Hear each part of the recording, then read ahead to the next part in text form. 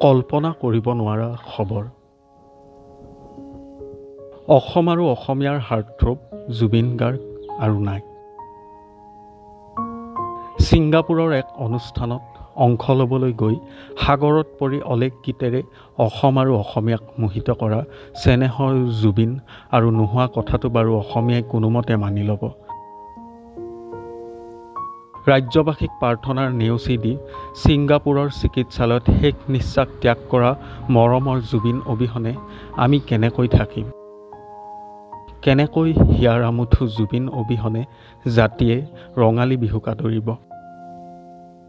ধুমুহাৰ সতে মোৰ বহু যুগৰে নাচোন বুলি গাবলৈ আৰু প্ৰিয় শিল্পী জুবিন নাই। বহু কালজয়ী গীত গাই যোৱা জুবিন নাই। অসমীয়া জাতিয়ে আৰু কিমান এনে জুবিনক হেৰুৱাৰ শোক সহ্য কৰিব?